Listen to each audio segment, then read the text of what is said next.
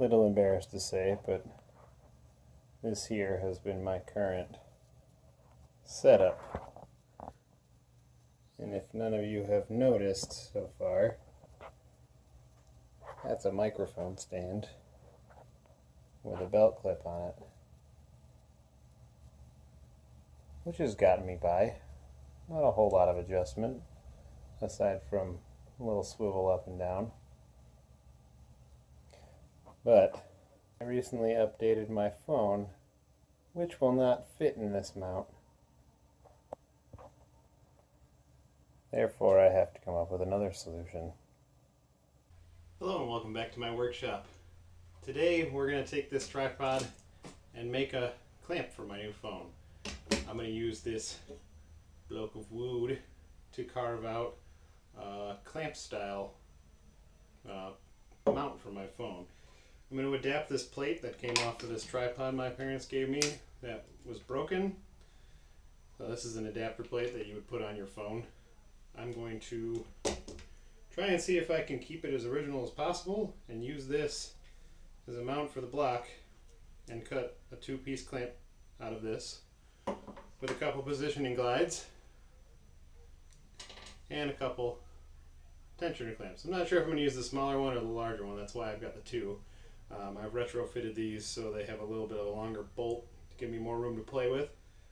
And let's see how this goes. I'm going to start by drilling the holes for the mounting plate so that I can attach the adapter to it. That'll give me my starting point of what size I need to. See, I marked a couple pilot holes to where they line up with the two holes. One of them is just a push pin and the other one is actually threaded to tighten it down. So I've gone with a 1/4 inch because that's the size of what the push pin is. I want it to be pretty tight and not rock at all.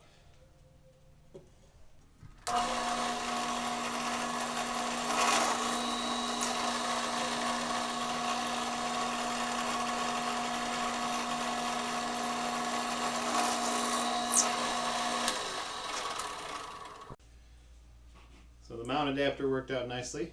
Those holes lined up perfectly. I've gotten that tightened down now.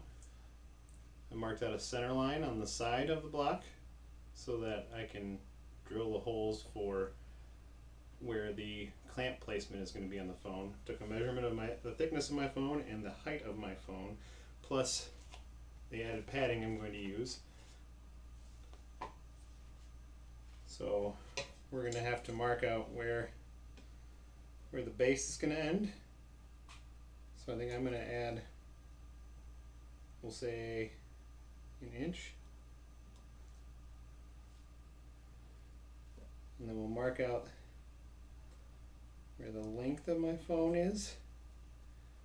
Now the phone, I'm going to go with about exactly what the distance is because that added padding will help clamp it down. I obviously don't want to put too much pressure down on it because I want it to be taut but not too tight so I don't damage the phone in the process. And then from there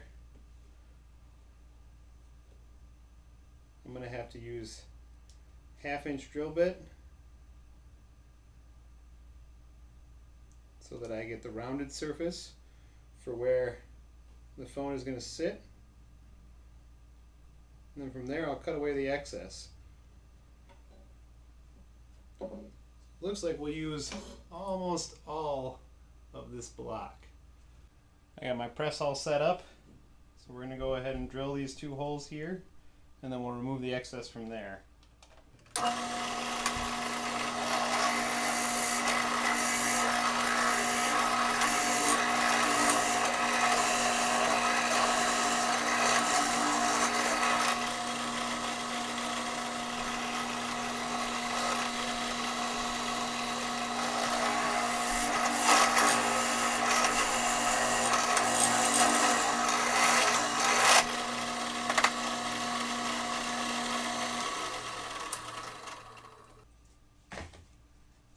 And we got holes all the way through.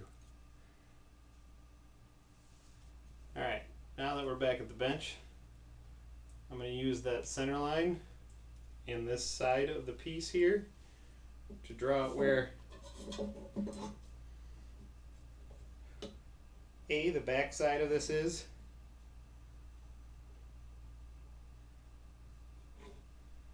and the front side where I need to remove all the excess. So I'm going to go a half, so quarter into where I drew that line on one side and a quarter on the other side. And then we're going to take and connect those lines.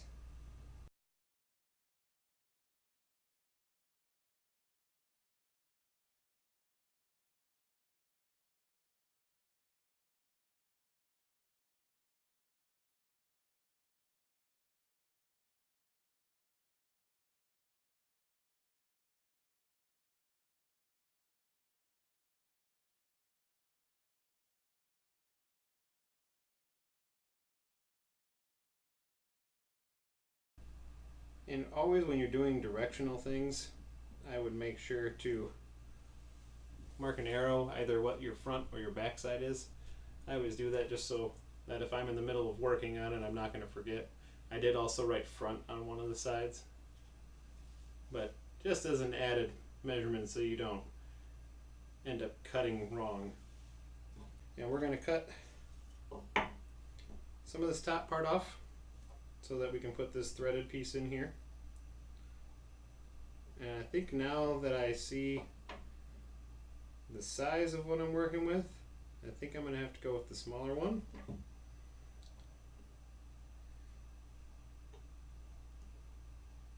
And I think I can only cut about 1/4 of an inch off of it. Now when you're doing anything, you always want to make sure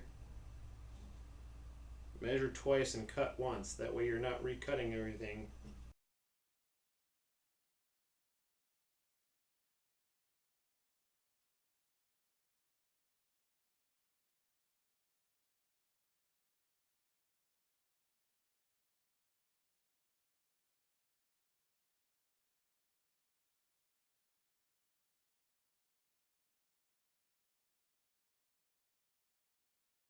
Now I'm freehanding a lot of this, so if you want plans for it, I don't really have a plan than what's in my head. So I'm kind of flying by the seat of my pants for this one. But I know I need something nicer than the mic stand that my phone is currently sitting on. Alright, so I cropped it down just a little bit. And you can see I drew some lines on it. Drew a lot of lines.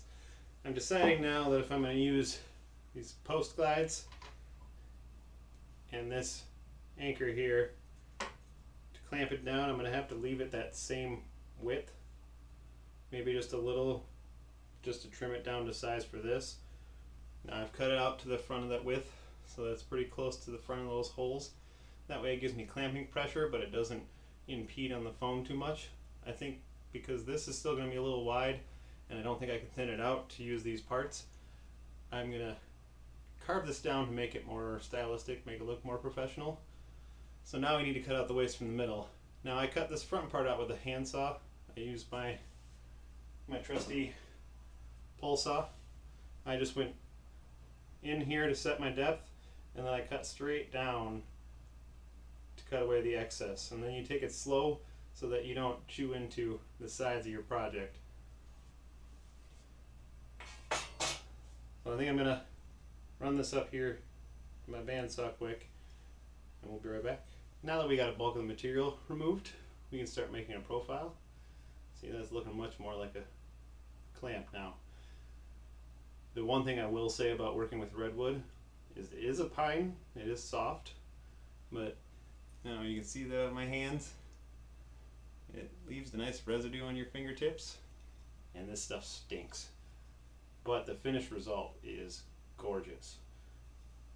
So what we're going to do now is we're going to establish the center line for where this clamping piece is going to go, so that we can have a threaded piece go down in the middle. And then we're going to split it to add the guides for it to slide onto.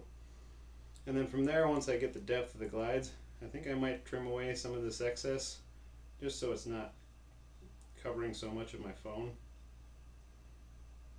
So I might profile just a little half circle on either side of it, and then make this look a little prettier. we'll round it. And we'll just leave a center point for where this is going to sit on top of it. So now that I got a hole established, and this is just slightly undersized so that I can tap it later, what I'm going to do is I'm going to split it. And when I split it, it'll still have that hole so that I can later tap it. And when I tap it, I'm going to reinforce it with some CA glue so that it strengthens that pocket so that it has something to hold on to when it's threading in and out. Now, like I said, it's just to hold my phone, so I don't need a significant amount of pressure. So I think that'll work just fine. So now we got to establish what the depth is that I want to split it at. And I think I want to do it about halfway between this arc and where this thread is going to end.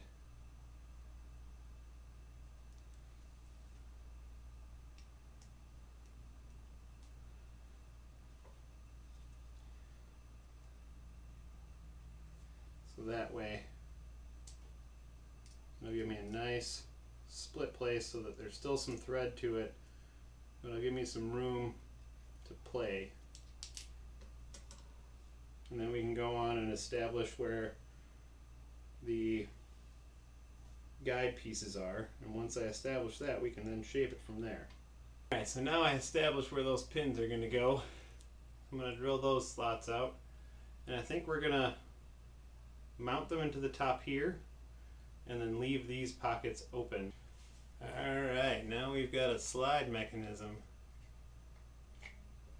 So now I just need to get those glued into place. I'm going to loosen up this pocket on the top piece so that this floats through, and then thread the other side so that we can clamp it right down.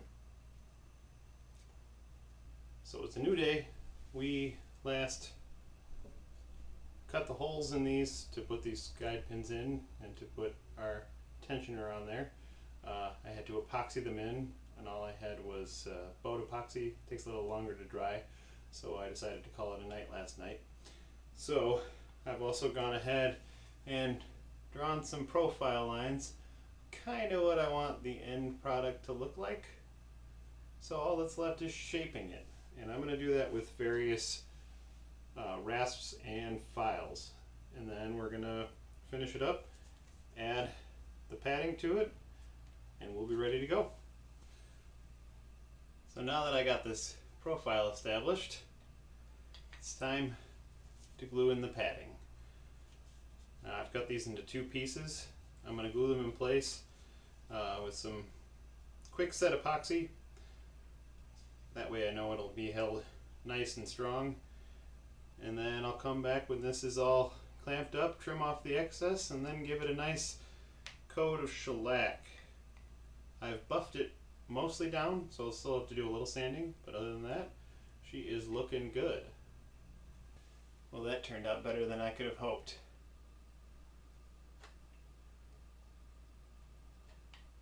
I had to lengthen this bolt. It was a little short, but other than that, everything went according to plan. And